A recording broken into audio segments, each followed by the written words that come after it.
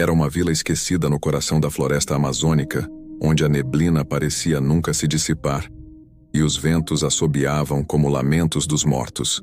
Chamava-se Igarapé dos Velhos, um nome que há gerações carregava o peso de um segredo jamais pronunciado em voz alta. Os mais antigos diziam que havia um tempo em que o rio corria límpido e azul, refletindo as estrelas como um espelho encantado, mas isso foi antes da maldição. Certa noite, quando a lua cheia pairava como um olho atento no céu, o rio mudou de cor. De súbito, as águas ficaram vermelhas, não como barro revolvido ou folhas mortas, mas como sangue recém-derramado. E, com essa transformação, vieram os gritos. Gritos de dor. Gritos de algo inumano. Naquela mesma noite, velho Tainá, o curandeiro da aldeia, foi encontrado às margens do rio, com os olhos arregalados em um terror que não podia ser explicado. Ele ainda respirava, mas não falava, não com palavras. Seus dedos desenhavam símbolos no chão, e seus olhos fitavam o nada. Os anciãos entenderam o que aquilo significava. A lenda havia despertado. Diziam que nas profundezas daquele rio morava Yaruka, a filha renegada do espírito das águas, banida por sua fúria contra os humanos. Yaruka não era como as outras entidades da floresta. Ela não protegia, não abençoava e nem guiava. Ela observava e punia. A cada geração, quando os homens esqueciam a dívida que seus ancestrais contraíram com o rio, ela voltava. No dia seguinte, os peixes apareceram, mortos, boiando de barriga para cima. As crianças tiveram febre alta.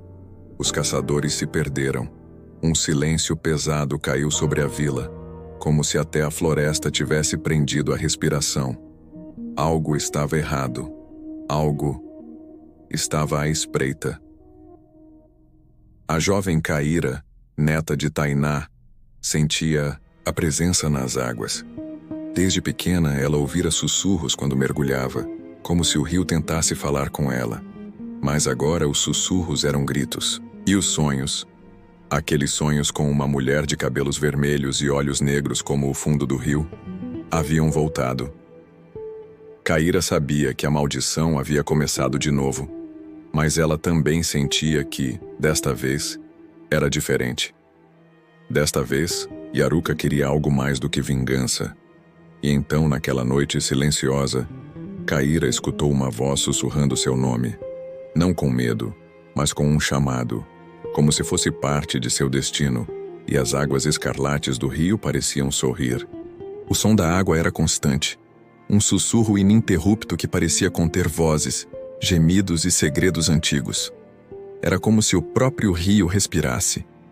Os moradores de São Damião do Escarlate, embora acostumados ao curso natural do rio, agora o observavam com temor crescente. As águas, antes claras como cristal, estavam mais escuras, mais densas, tingidas de um rubro sombrio que não se diluía nem com a chuva das matas altas. Matel, o velho canoeiro que guiava peregrinos e pescadores pelas curvas do rio, foi o primeiro a desaparecer. Seu barco retornou sozinho na manhã seguinte, encharcado de sangue seco e com marcas de garras nas bordas de madeira. Não era uma onça, não era humano. As autoridades, tímidas e supersticiosas, evitaram qualquer explicação pública. Apenas, mais um sumiço, diziam, como se a selva quisesse tomar de volta aquilo que era seu. Mas os antigos sabiam. Os anciãos da vila cochichavam em línguas esquecidas, citando Yaroká, a entidade selada sob o leito do rio Escarlate. Uma criatura, ancestral, nem homem nem deus, aprisionada pelas tribos originais após um pacto de sangue e sacrifício. E agora algo havia quebrado esse selo. O jovem Elias, neto de Mateu, recusava-se a aceitar que o avô estivesse morto. Carregando apenas um punhal cerimonial e um terço feito de ossos de anta, ele decidiu seguir o rastro do barco rio acima. A névoa era espessa, o silêncio sepulcral. Nas margens, animais mortos, olhos esbugalhados e corpos sem sangue, como se o próprio rio os tivesse sugado por dentro. A 3 horas de remo, Elias avistou as ruínas do Salgueiro. Uma ilha no meio do rio, há muito tempo interditada por decreto oral. Os mais antigos diziam que ali fora, onde o primeiro sangue foi derramado, onde os colonizadores massacraram os pajés e selaram o destino do lugar. As árvores ali não cresciam retas.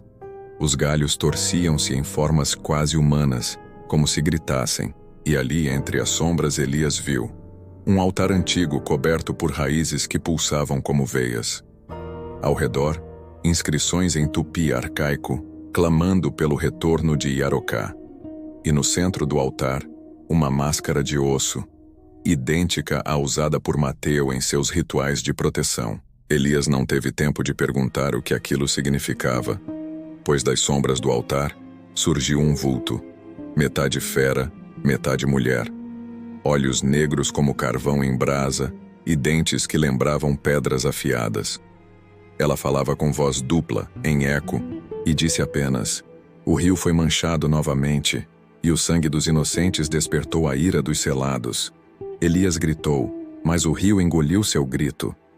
A noite caiu sobre São Damião do Escarlate com um peso sufocante. As lamparinas tremulavam mesmo sem vento, e o canto dos sapos cessou de repente, como se a floresta tivesse prendido a respiração.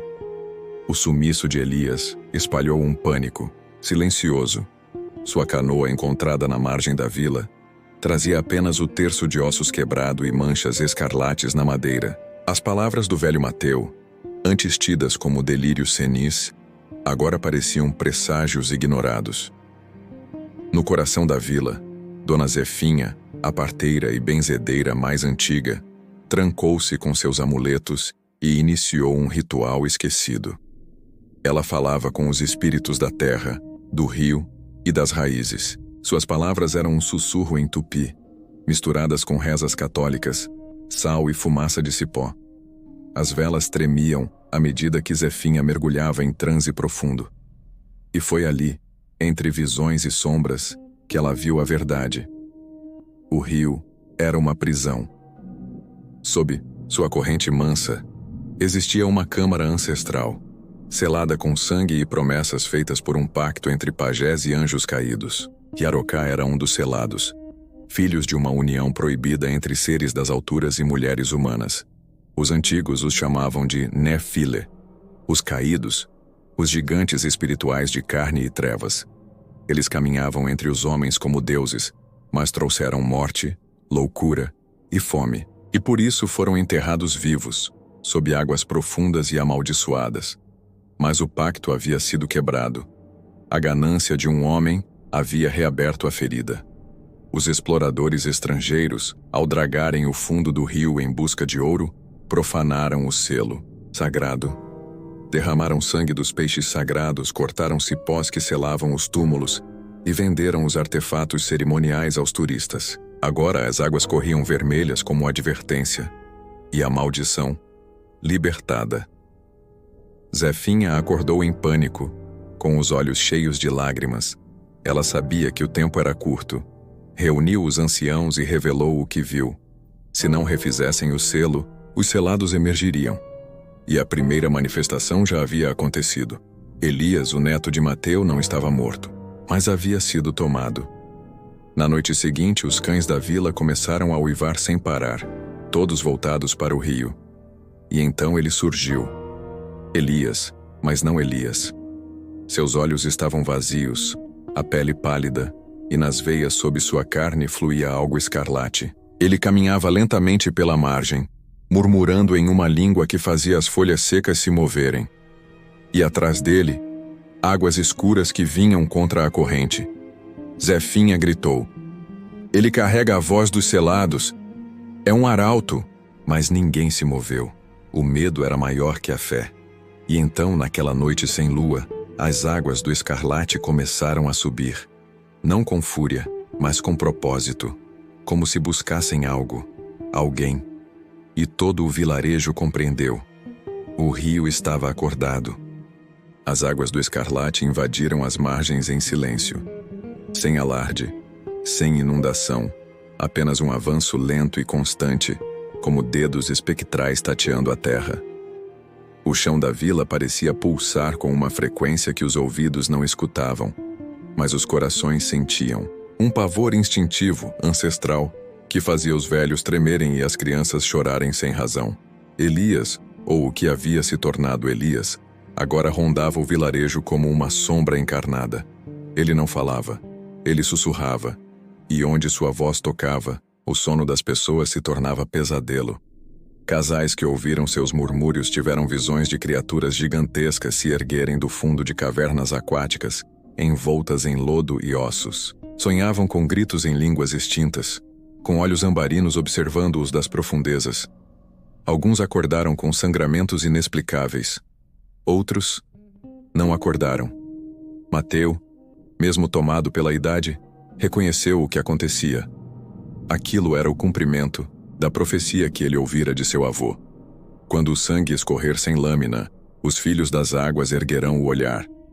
Ele procurou Zefinha, e juntos foram até a Pedra do Vínculo, um rochedo negro escondido na floresta, onde, segundo a tradição, os pajés selaram os Nefili, os caídos que ameaçavam engolir o mundo. Com tochas e cânticos antigos, eles tentaram restaurar parte do selo. Mas a pedra estava rachada e pulsava. Ali viram a marca. O selo, outrora invisível, agora brilhava com um vermelho doentio, como uma ferida inflamada. Vozes ecoavam do chão, sussurros que não vinham do mundo dos vivos. Os anciãos sabiam que já era tarde demais para selar. O que estava por vir, viria. Na vila, o jovem André, filho do pescador Silvino, foi o primeiro a ser tomado durante o dia. Ele entrou no rio após ouvir a voz de Elias e mergulhou fundo, sem pestanejar. Quando voltou horas depois, sua pele trazia inscrições escuras, como tatuagens vivas, que se moviam em espiral. Ele olhou para o pai e disse: "Eles acordaram, pai, e eu os vi." Naquela noite, 7 pessoas desapareceram. As trilhas de sangue levavam todas ao rio. Mateu e Zefinha, desesperados, convocaram uma última reunião. Explicaram a origem dos Nefilim, os gigantes caídos mencionados nas escrituras antigas. Disseram que os relatos bíblicos não eram apenas metáforas, mas registros históricos de um tempo em que os anjos caídos caminharam sobre a terra e geraram seres monstruosos, poderosos, corrompidos, insaciáveis. Esses filhos, híbridos entre céu e barro, dominaram tribos inteiras e se alimentaram da fé dos homens. O Escarlate era um de seus túmulos, um cemitério sagrado, selado com sangue de mártires e fé verdadeira. Mas com a ruptura, o selo enfraqueceu, e os selados estavam voltando. Na margem do rio, agora mais vermelho do que nunca, algo começou a emergir. Não era uma criatura comum, era um torso humanoide, com pele escamosa, olhos como brasa e um colar feito de crânios de bichos da floresta.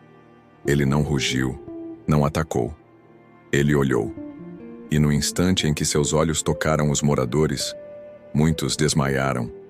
Outros ajoelharam, como se reconhecessem nos traços daquela coisa algo divino e apavorante. O Escarlate não era mais um rio. Era uma porta, e ela havia sido aberta. O que começou como uma simples vila à beira do rio se revelou palco de uma profecia esquecida, onde o passado sagrado e o oculto ancestral se entrelaçaram. Um rio selado por sangue, uma maldição há séculos adormecida. Agora desperta, tragando corações, consciências e até a fé dos homens.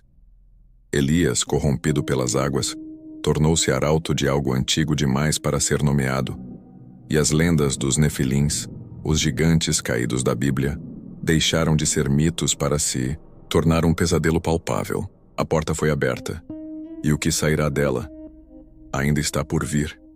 Este não é apenas um conto sombrio sobre maldição e ruína. É um alerta. Nem toda lenda está morta, e nem todo silêncio é paz.